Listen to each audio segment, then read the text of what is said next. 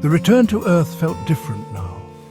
Raboni's enhanced consciousness could see the writhing patterns of ancient programming that had kept humanity trapped in cycles of conflict and confusion for 54,000 years. The air itself seemed to shimmer with the frequencies of awakening as his team emerged from the portal back into their homeworld. "Torres, the planet feels different," Torres observed, removing his oxygen filter. The air had somehow purified itself, charged with a new vitality that made every breath feel like awakening from a long sleep. Raboni, the antidote, was never meant to be a pill or injection. It's information, pure, unfiltered consciousness that breaks the old patterns. He began the work immediately. Through his connection with the Om of black matter existence, Raboni initiated what he called the 1,000 Dialogues of Truth. Each morning, he would appear simultaneously in the dreams of millions, speaking ancient wisdom in new ways that bypass the mental programming of millennia. The Second Republic's leaders were the first to witness the change. During an emergency council meeting, Raboni demonstrated his transformed abilities.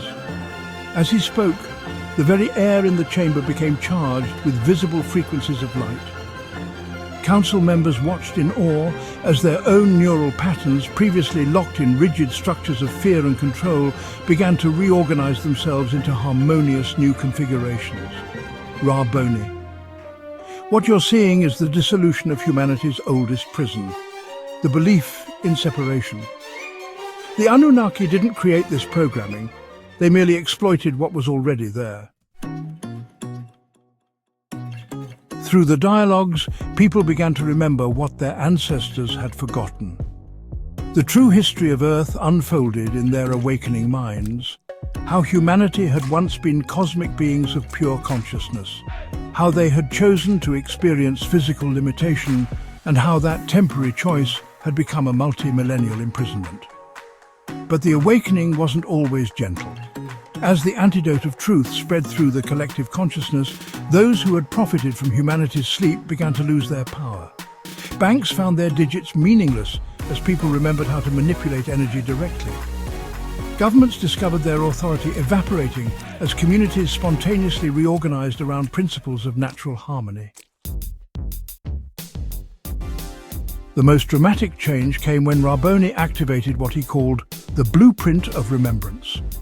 Standing atop the highest peak of what was once called Mount Everest, he channeled a frequency that rippled through Earth's electromagnetic field. Every human on the planet stopped for a moment, their eyes turning skyward as genetic memories locked in their DNA suddenly became accessible. Raboni, the habitual routines are breaking. Humanity is remembering how to read the dark light language written in their own cells. Children were the first to fully embrace the change. They began speaking in languages that had been lost for millennia, teaching their parents how to sense energy fields and communicate telepathically.